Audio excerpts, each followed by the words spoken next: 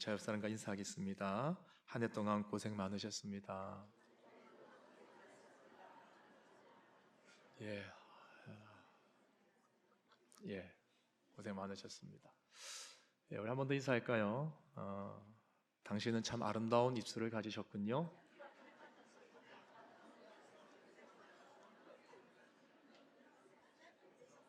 예, 굳이 뭐 입술을 만질 필요는 없습니다. 예, 어, 우리 앞에 표가 나와 있죠. 예쁜 말, 예쁜 교회. 벌써 1년이 지났습니다. 이제 우리 마지막 주일을 맞이해서 한 해 동안 하나님께서 우리에게 주셨던 예쁜 말, 예쁜 교회에 관한 말씀들을 오늘 최종적으로 좀 복습하는 시간을 가지려고 합니다. 맞습니다. 여러분들 예상하는 대로 1월부터 12월까지의 말씀을 다 다뤄볼 겁니다. 좀 지루할 수 있어요. 그러나 여러분들이 이미 다 들었던 말씀이니까 제가 짧게 한번 언급을 하고 지나가 보도록 하겠습니다. 제가 왜 이걸 복습할까요? 얼마나 제 마음이 간절하겠습니까? 우리 교회가 예쁜 말, 예쁜 교회 되면 좋겠다 싶습니다. 이제 올해 지나고 나면 아마 당분간 이런 주제를 가지고 이야기하는 일이 좀 없지 않을까 싶어요. 그래서 오늘 한번 최종 복습으로 한번 달려볼 텐데 조금 지루해질 수는 있습니다. 이미 여러분이 다 들었던 내용들이시기 때문에 그래도 또 하나님이 내게 주시는 또 말씀이 뭔가 한번 더 생각해 보시면서 말씀을 받으면 좋겠습니다. 자, 그럼 1월 달력에 있는 말씀 한번 다 읽어보겠습니다.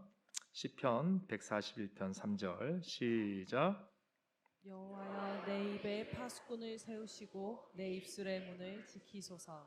예, 참 유명한 말씀이죠. 여호와여 내 입에 파수꾼을 세우시고 내 입술의 문을 지키소서. 우리가 이 말씀을 이제 문맥상 살펴보면 지금 이 시인이 하는 이 기도가 이제 왜 나왔는가 하는 것을 생각해 봐야 되는데 지금 이 시인의 마음이 악한 사람들에게로 이제 기울어질 뻔한 그런 상황이 되었다는 거예요. 무슨 말이냐면 주변에 악인들이 너무 많은 겁니다. 악인들이 자기들끼리 그룹을 짓고 또 파당을 지어서 막 악한 이야기들을 하는 거예요. 그러면 이제 자연스럽게 우리가 어떤 마음이 생기겠어요? 그 말에 같이 동참하고 싶은 욕구가 생기겠죠. 예. 여러분 우리가 살면서 입술로 가장 많이 짓는 죄 중에 하나가 뭐냐면 바로 누군가를 험담하는 자리에서 같이 동참하는 거예요. 가만히 보면 이제 이런 모습이 일상이 되어진 분들이 종종 계세요. 전 여러분들이 2025년을 이제 끝내면서 그러한 잘못된 생활 습관에서 과감하게 벗어날 수 있게 되기를 주님의 이름으로 축원합니다. 자꾸 주변에서 안 좋은 이야기들을 하는데 숟가락을 얹는 사람들이 있어요. 같이 동참하는 사람들. 그런 유혹들이 자꾸 우리 가운데 오는 거죠. 특별히 시인은 5절에서 그들의 재난 중에도 내가 항상 기도하리이다 그렇게 말합니다. 여기서 말하는 그들의 재난이라고 하는 것은 악인이 악한 행위를 계속하는 동안에 그게 재난의 행위라는 거죠. 하는 동안에 기도하겠다라고 말을 하고 있습니다. 그러니까 그들의 말에 내가 섞이지 않고 나는 입술을 지키고 하나님 앞에 기도할 것이다. 그렇게 고백을 하고 있는 거예요. 그럼 이렇게 입술을 지키는 자들, 악인들이 주변에서 막 험담을 할 때 거기에서 입술을 지키고 하나님 앞에 기도하는 자들에게 어떠한 결과가 있는가? 141편 6절 말씀 그 뒷구절인데 같이 한번 더 우리 자막이 있습니다. 읽어보겠습니다. 시작. 그들의 재판관들이 바위 곁에 내려 던져졌도다. 내 말이 닮으로 무리가 들으리로다. 자, 여기서 이제 재판관들이 나옵니다. 여기서 말하는 재판관들은 공의로운 재판관들이 아니라 이 악인들의 말을 지지해 주는 자들이에요. 예. 옆에서 맞다, 그래, 네 말이 맞다, 네 말이 맞다 이런 사람들 있잖아요. 사실 주변에 여러분 사람을 정말 잘 도우셔야 됩니다. 예. 옆에서 나를 막 화를 북돋는 사람들이 있어요. 예. 또 악한 일에 막 동참하도록 막 분위기를 조장하는 사람들이 있어요. 그런 사람들이 지금 재판관들이라고 묘사하고 있는 겁니다. 왜? 악인들의 말이 맞다고 막 지지해 주니까. 그런데 그 재판관들이 바위 곁에 내려 던져줬도다. 이건 심판을 의미하는 것입니다. 예. 하나님께서 그 사람들을 던져버리신다는 거죠. 예. 그래서 결과적으로 어떻게 되냐면 내 말이 닮으로 무리가 들으리로다. 그러니까 여기서 달다는 거는 뭐예요? 이제 비로소 내 말이 옳다는 게, 맞다는 게 드러났다는 거죠. 예. 하나님께서 증명시켜 주셨다는 것입니다. 예. 그래서 여러분, 우리는 성도는 살아가면서 사람들의 말에 의해서 저 사람 좋은 사람이다, 나쁜 사람이다, 잘했다, 못했다, 이런 판단에 이렇게 막 흔들리는 사람들이 성도가 아니에요. 세상 사람들은 사람들의 여론과 평가에 의해서 굉장히 많이 흔들립니다. 근데 성도는 어떤 사람들이냐? 하나님의 재판에, 하나님의 판단과 그분의 평가에 우리의 모든 것을 거는 사람들인 거예요. 세상 사람들이 아무리 나보고 뭐라 그래도 하나님께서 아니다 그러면은 견뎌낼 수 있어야 되고, 또 반대로 세상 사람들이 나보고 잘했다, 정말 잘했다 해도 하나님이 내 마음속에 야, 너 그거 아니야, 너 그거 잘못된 거야 라고 하면 딱 멈출 수 있는. 그래서 여호와여 내 입에 파수꾼을 세우시고 내 입술에 문을 지키소서라고 하는 말이 바로 이런 맥락에서 우리가 이해가 될 수 있는 말씀인 것입니다. 한 해 동안 여러분의 입술에 파수꾼을 세우셨습니까? 예, 괜찮아요. 예, 내년부터라도 세우시면 됩니다. 예, 파수꾼을 세우세요. 입술에 파수꾼을 세우셔서 하나님의 판단 아래에서 우리의 삶의 모든 것이 정돈되고 정리되는 그런 은혜가 우리 가운데 있기를 바랍니다. 자, 2월달 성경 말씀은요, 야고보서 1장 26절 말씀이었어요. 같이 한번 읽어보겠습니다. 시작. 누구든지 스스로 경건하다 생각하며 자기 혀를 제갈 물리지 아니하고 자기 마음을 속이면 이 사람의 경건은 헛것이라. 자, 이 말씀을 한번 가만히 보십시오.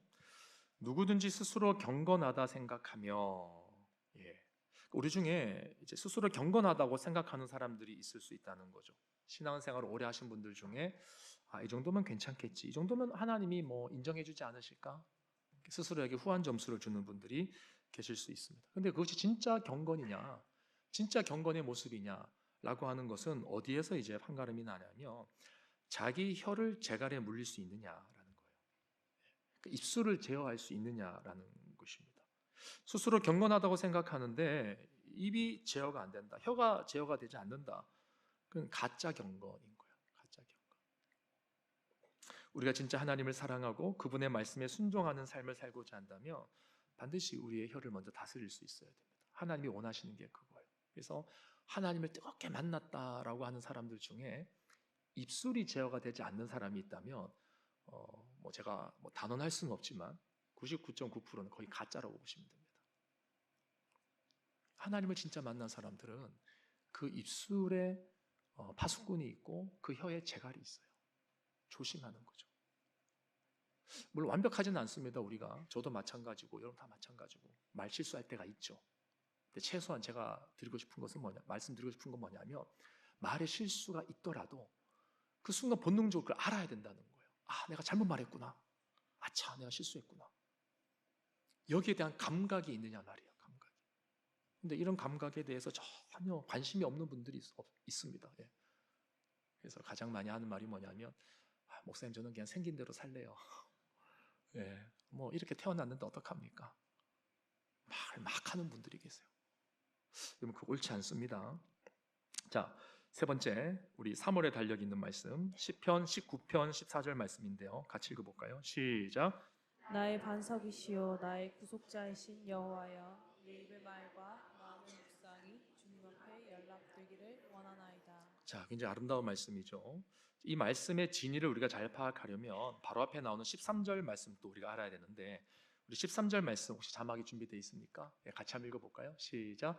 또 주의 종에게 고의로 죄를 짓게 말하사 그 죄가 나를 주장하지 못하게 하소서. 그리하면 내가 정직하여 큰 죄가에서 벗어나겠나이다. 그러니까 지금 시인의 상황이 어떤 상황이냐면 죄와 싸우고 있는 상황이에요. 죄와 싸우고 있는 상황. 우리는 사람과 자꾸 싸우는데 사람과 싸우지 마세요. 그 사람과 싸워서 득이 뭐가 있습니까? 그렇죠? 성도는 죄와 싸우는 거예요. 죄와. 자, 이 시인이 죄와 싸우면서 발견한 게 뭐냐면, 내 안에 이 해결되지 않는 죄성이 있구나. 내 안에 해결되지 않는 죄성. 숨은 허물도 있고 고의로 짓는 죄. 그러니까 모르고 짓는 죄, 알고서도 짓는 죄, 이런 것들이 내 안에 계속 있는 거예요. 그래서 이제 탄식하는 거죠. 탄식. 어떻게 이런 자기 안에 있는 죄를 시인이 발견하게 되었을까? 우리 7절 8절 말씀 같이 한번 읽어보겠습니다. 7절 8절 시작.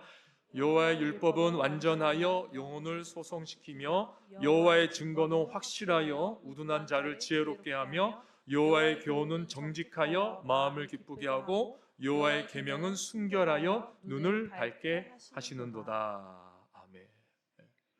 여러분, 우리가 지금 여기서 지금 말하는 시인의 고백이 뭐냐면, 여호와의 율법, 여호와의 교훈, 여호와의 계명, 이게 다 이제 구약의 토라를 말하는 겁니다. 하나님의 말씀을 의미하는 거예요. 그러니까 그 말씀에 의해서, 이 말씀을 가까이 함으로 인해서 이 시인이 자신의 죄를 알게 되어졌다는 거죠. 그러니까 죄에 대해서 민감해졌다는 것입니다. 여러분, 성도는 말씀을 통해서 죄에 대한 민감함을 키울 수 있는 자들인 거예요. 그러니까 누가 너 그거 죄야, 그러니까 내가 죄 지었구나, 그게 아니에요. 우린 그런 사람들 아닙니다. 하나님의 말씀을 보다 보니까 전혀 죄라고 생각하지 않았던 것이 죄라고 깨달아지는 거예요. 주변 사람들은 다 칭찬해줘도 말씀을 보다 보니까 내 안에 숨은 동기가 드러나서, 세상 사람들은 다 속일 수 있고 가족들도 속일 수 있어도 하나님 앞에서 하나님이 나를 옳게 보시지 않는구나, 하나님이 나의 이런 생각을 악하게 보시는구나. 그러니까 죄에 대해서 민감해지기 시작하는 거죠.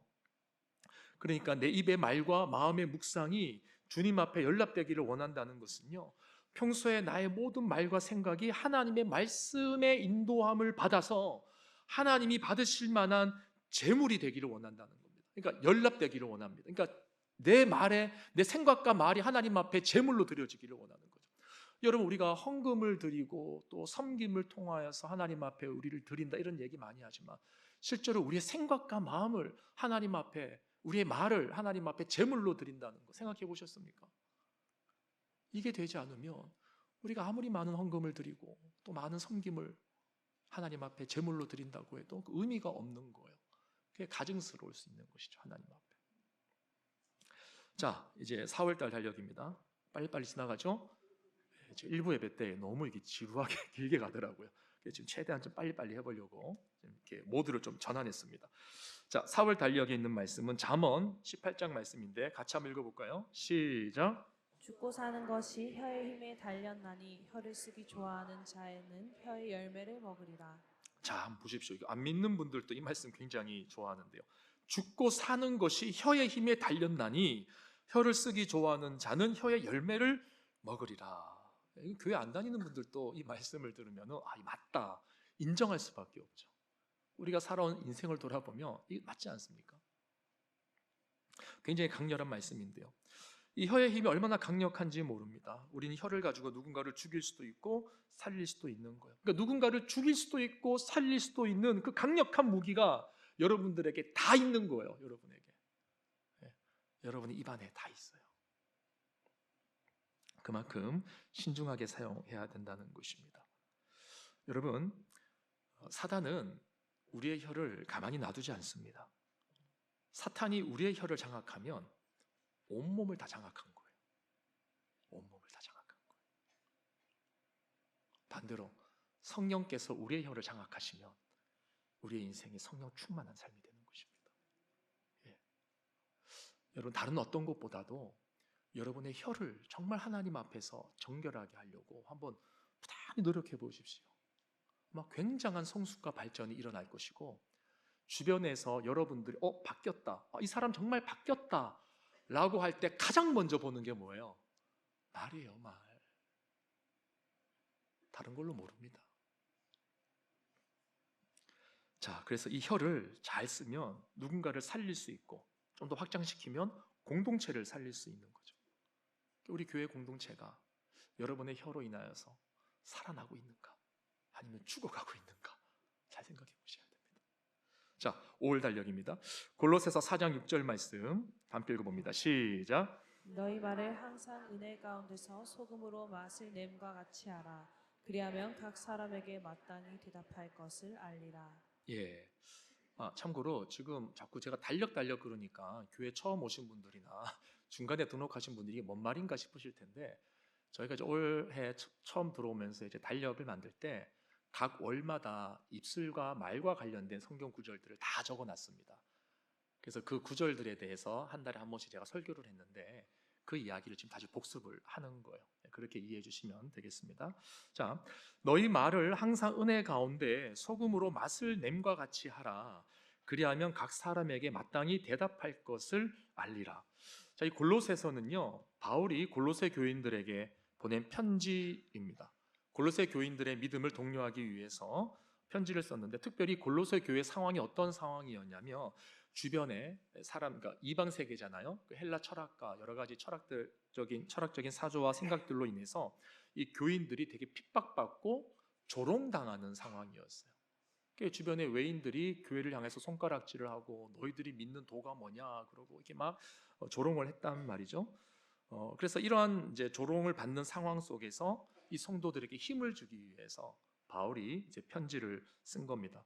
바울이 한 이야기가 뭐냐면, 첫 번째는 너희가 예수 그리스도를 통한 그 구원의 은혜를 알고 있다면 일단 너희들의 삶이 먼저 변화돼야 된다는 거예요. 변화.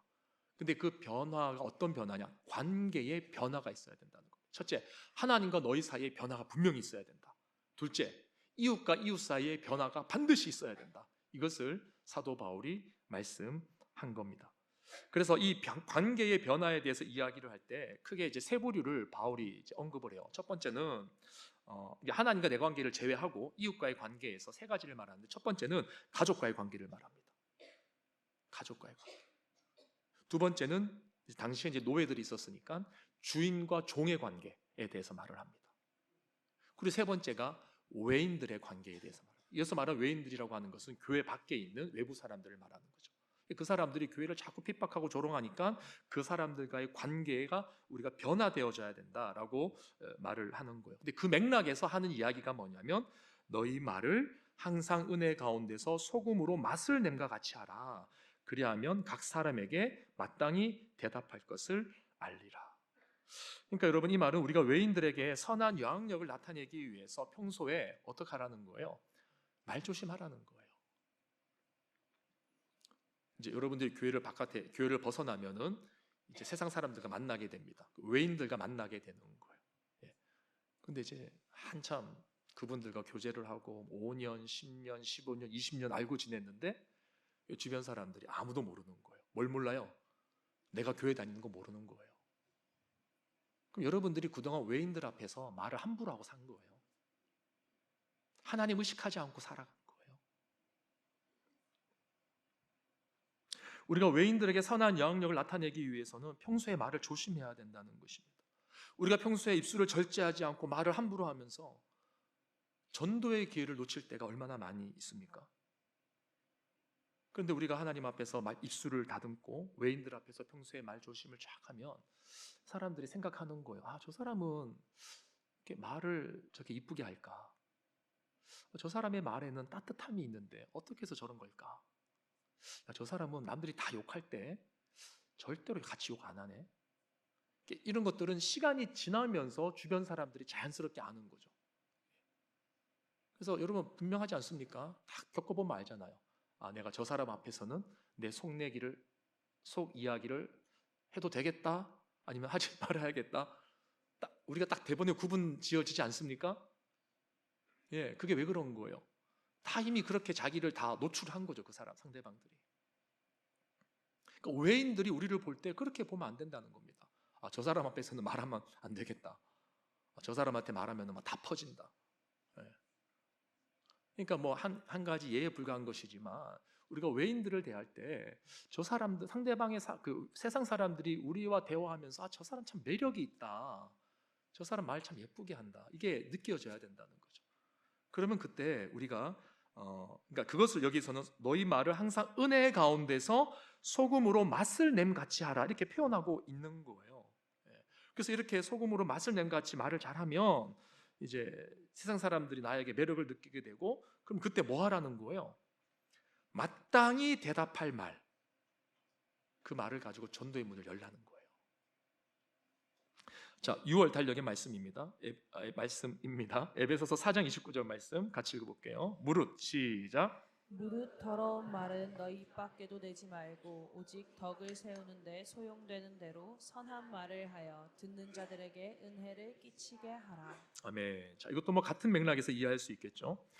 에베소서는 사도 바울이 에베소에 있는 성도들에게 보낸 편지입니다. 이 편지는 크게 두 부분으로 나눠지는데요. 앞에 1장에서 3장은 이제 그리스도 안에서 하나님의 백성들이 가져야 될 정체성을 말합니다. 근데 그 정체성에서 특별히 하나됨의 정체성을 말하고 있어요. 쉽게 말하면 예수님으로 인해서 하나님과 우리의 관계가 회복되어졌지 않습니까? 막힌 관계가, 단절된 관계가 사라지고 하나님과 우리의 관계가 하나가 되었어요. 그 하나됨을 말하는 거죠. 그리고 이 하나됨은 자연스럽게 어떤 영향력을 나타내냐면 이웃과의 수평적인 관계에서의 화평함을 또 추구하게 된다는 것이죠. 그래서 하나님과의 관계가 회복되어지면서 이웃과의 관계가 이제 화평케 되어지는. 만 여러분들 중에 교회를 다님으로 인해서 주변 사람들과의 관계가 굉장히 이제 아름답게 풀리는 사람들을 본다면 그 사람은 거의 이제 진짜백이라고 보시면 됩니다. 하나님을 제대로 만난 거예요. 근데 하나님을 만났다고 하는데 주변 사람들과의 관계가 뭐 여전히 똑같다. 조금 이제 고려해봐야 되는 거죠. 자, 어쨌거나 그래서 이제 1장에서 3장까지 이런 변화, 하나됨을 이루어야 된다라고 사도 바울이 말하면서 이제 4장에서 6장까지 넘어가면서 하는 실천적인 권면이 뭐냐면 너희가 변화되었느냐? 하나님과 하나 되었느냐? 이웃과의 관계가 화평케 되었느냐? 그렇다면 진짜 너희들이 새 사람을 입어야 된다. 이렇게 말을 하고 있는 것입니다. 사실은 새 사람이 되었을 때 나타나는 변화가 앞에서 말한 그런 변화가 되는 거죠. 그러면서 이 새 사람이 되었을 때 그 성도에게 나타나는 몇 가지 윤리적인 지침을 제시하는데 크게 네 가지를 말해요. 첫 번째, 거짓 대신 참된 것을 말해야 된다는 거예요. 새 사람을 입은 사람은 거짓 대신 참된 것을 말해야 된다는 것입니다. 두 번째, 분노 대신 화해에 집중해야 된다는 거예요. 세 번째, 도둑질 대신 구제해야 된다는 것입니다. 뭐 요즘은 이제 도둑질 잘 못하잖아요. 법적으로 이렇게 이제 테두리가 있으니까. 근데 과거에는 뭐 함부로 훔치고 뭐 갖고 오고 빼앗고 이런 것들이 많았던 거예요. 그러니까 그런 것 대신 오히려 적극적으로 구제를 해야 된다. 그리고 네 번째는 더러운 말 대신 선한 말을 해야 된다. 그렇게 말하고 있습니다. 여기에서 이제 주목할 것은 뭐냐면 세 번째를 제외하고는 나머지 세 가지가 다 말과 관련된 내용이라는 거죠. 그러니까 세 사람의 특징은 어디서 드러난다고요? 말에서 드러나는 거예요. 말에서. 자, 그리고 7월의 말씀을 보도록 하겠습니다. 제가 지금 내용을 굉장히 많이 생략했어요. 시기를 딱 보고 순간. 네. 7월의 말씀 보겠습니다. 잠언 15장 23절 말씀 한번 읽어보겠습니다. 시작. 사람은 그 입의 대답으로 말미암아 기쁨을 얻나니 때에 맞는 말이 얼마나 아름다운고. 때에 맞는 말이 얼마나 아름다운고. 지금 잠언 기자는 이제 상대방의 상황에 대한 적절한 대답이 우리에게 기쁨을 준다라고 말하고 있는 것입니다. 그러니까 단순히 기분 좋은 말을 막 해라, 뭐 아부해라 그런 뜻은 절대 아닙니다. 여기서 말하는 잠언 기자의 의도는 뭐냐면 타이밍의 중요성을 말하는 거죠. 하나님의 때에 하나님이 주시는 그 시간에 마땅히 해야 되는 말들이 있다는 거예요. 그래서 우리가 이 절제하지 못하고 그냥 생각나는 대로 내가 생각하는 타이밍에 막 말하는 사람들이 있습니다. 지금 꼭 말해야 될 것 같아. 이거 꼭 말해야지 내가 손해 안 볼 것 같아. 이런 사람들이 있어요. 대부분 내가 손해 안 보려고 하다가 혹은 내 자신을 좀 드러내고 싶어하는 그런 마음이 있을 때 우리가 조급하게 말을 내뱉거든요. 근데 잠언에서 한결같이 말하는 지혜로운 자의 모습은 하나님의 때를 아는 거예요. 때에 맞게 맞는 말을 해야 되는 것이죠. 그래서 제가 그때 이렇게 말씀드렸던 것 같아요. 예수님만큼 하나님의 때를 정확히 알고 말하시는 분이 없다라고 제가 말씀을 드렸죠. 예를 들어서 나사로의 죽음 앞에서 깊이 슬퍼하던 마르다에게 예수님 뭐라고 하셨습니까?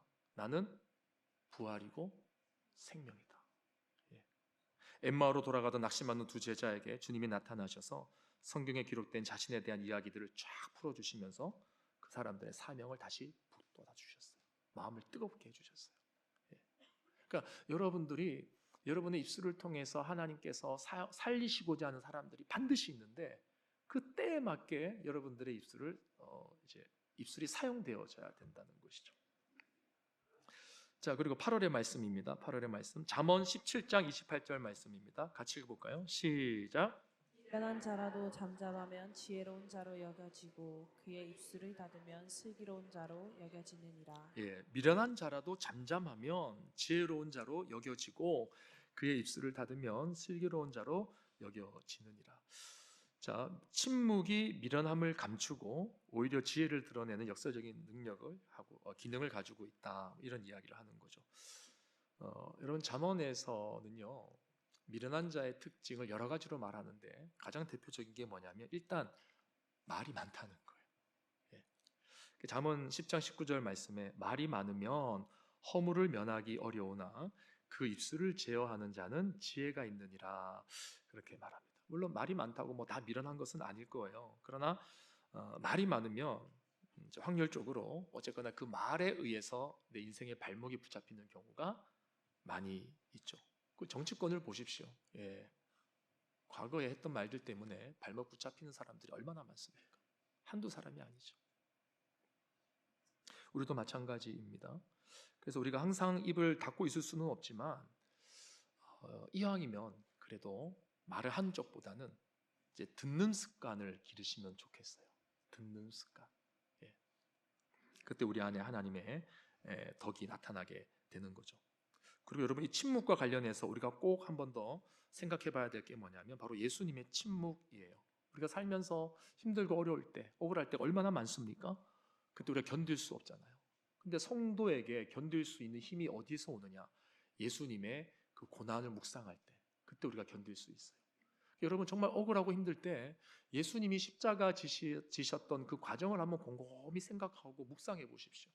그분이 얼마나 억울하셨는지, 그분이 얼마나 원통할 만한 상황 가운데 있었는지, 모두가 자신을 배신하고, 그렇죠. 예수님이 그동안 베푼 은혜가 얼마입니까? 얼마나 예수님이 큰 은혜를 베풀어 주셨어요, 사람들에게. 근데 그게 온데간데 없이 한순간에 사라져 버리잖아요. 그리고 십자가에 못 박아라, 십자가에 못 박아라. 그때 예수님께서 뭐라고 하셨냐면 아무 말씀 안 하시고 침묵하셨어요. 이것을 이사야서는 이렇게 말합니다. 그가 곤욕을 당하여 괴로울 때에도 그의 입을 열지 아니하였으며 마치 도수장으로 끌려가는 어린 양과 털 깎는 자 앞에서 잠잠한 양같이 그의 입을 열지 아니하였도다, 이렇게 말합니다.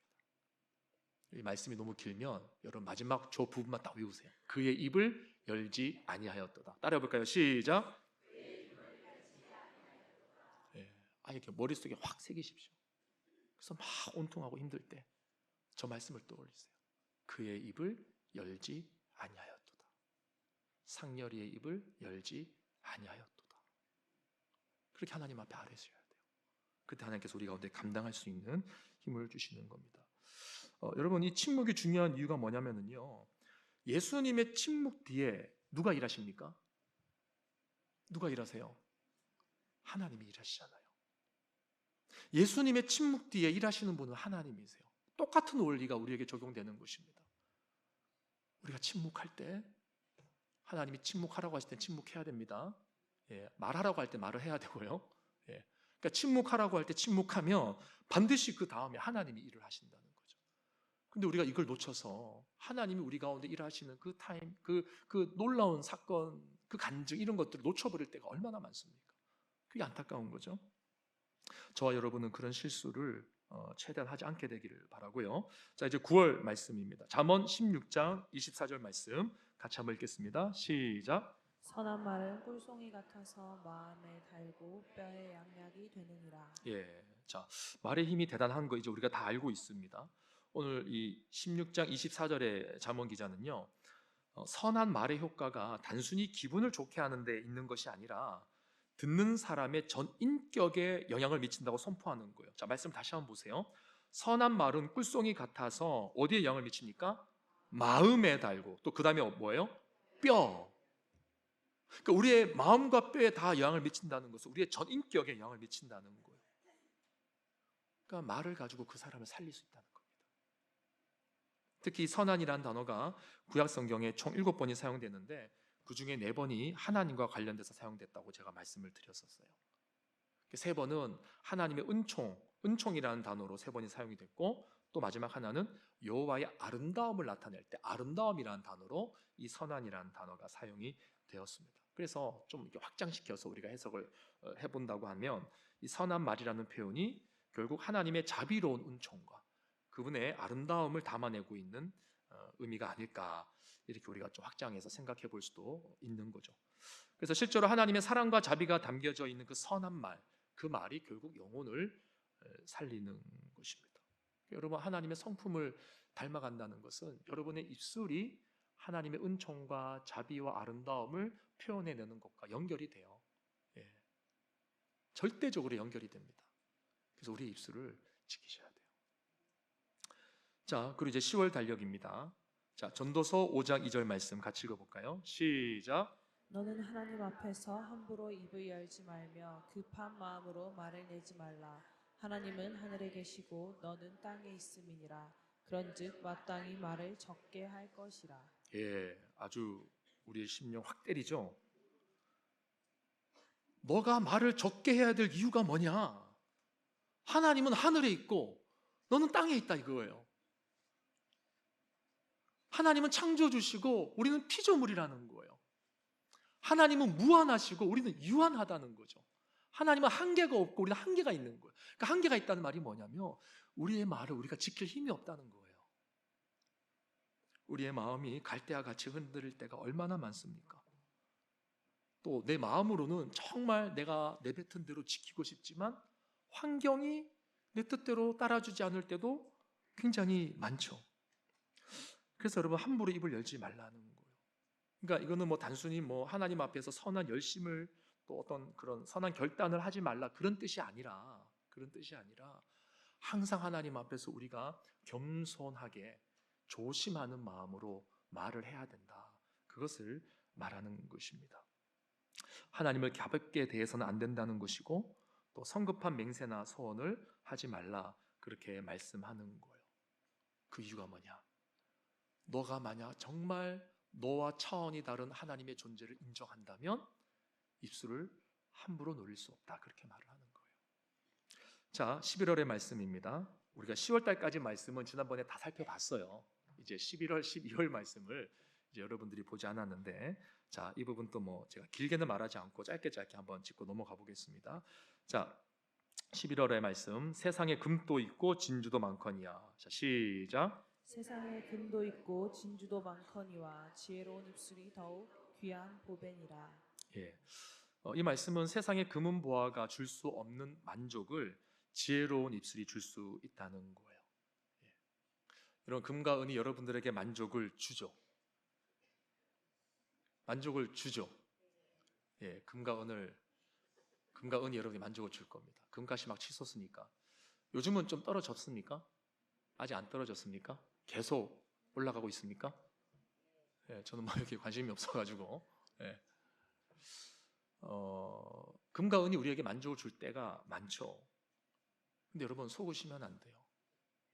만족을 준다고 해서 그것이 우리의 삶을 진짜 행복하게 만드는가? 그건 아니거든요. 그러면 정말 돈이 많은 부자들은 그 삶에 아무 문제가 없어야죠. 다 행복한데. 적어도 관계에 있어서는 문제가 없어야죠. 아주 극단적인 그런 모습은 없어야죠. 근데 그렇지 않습니다. 우리에게 그런 모습이 다 있어요. 예. 여러분, 세상의 금과 은과 각종 보화가 줄 수 없는 만족을 누가 줄 수 있느냐? 무엇이 줄 수 있느냐? 입술이 줄 수 있다는 거예요. 입술이. 예. 말 한마디가, 사람의 살리는 말 한마디가 금과 은이 채워주지 못하는 그 마음을 채워줄 수 있다는 거예요. 예. 그 이유가 뭐냐면 하나님이 세상을 무엇으로 창조하셨어요? 말씀으로. 말의 능력이 있는 거예요. 근데 사람이 누구의 형상으로 지음받았어요? 하나님의 형상. 여러분, 하나님의 말씀에 힘이 있다는 것은 하나님의 형상으로 지음받은 인간의 말에도 동일하게 힘이 있다는 겁니다. 이 입술이 얼마나 강력한 건지 몰라요. 때로는 이 입술로 금과 은으로 채워지지 못하는 그 마음, 그 인생의 부족함, 공허함, 이것을 말로 채워줄 수 있다는 거죠. 자, 그런데 여러분, 여기 지금 지혜로운 입술이 더욱 귀한 보배니라 이렇게 말하고 있는데, 사실 여기서 말하는 지혜로운 입술의 원래 의미는요, 원어를 찾아보면 지식이라는 뜻입니다. 지식. 이 단어가 잠언에만 30번 이상이 나오는데요, 지식이라는 말로 다 사용이 됐어요. 그렇다면 잠언에서 말하는 지식의 의미는 뭘까? 그건 바로 토라, 율법을 말하는 것입니다. 하나님의 말씀을 아는 거예요. 하나님의 말씀을 아는 거. 그러니까 하나님의 말씀을 아는 그 지식, 그 지식으로부터 나오는 입술이 귀한 보배가 된다는 것입니다. 그러니까 여러분, 우리가 하나님의 말씀에 깊이 빠져서 흠뻑 말씀에 젖어서 그 말씀으로 우리의 삶을 살아가고 그 말씀의 근거에서 우리의 세계관과 가치관이 바뀌고 우리의 입술이 변화되어지면 거기에서 세상이 줄 수 없는 만족이 있을 수 있다는 것입니다. 여러분, 주변에 한번 보십시오. 말씀을 막 깊이 보시고 말씀에 흠뻑 젖어 있는 분들이 계세요. 그런 분들의 입술에 변화가 있습니다.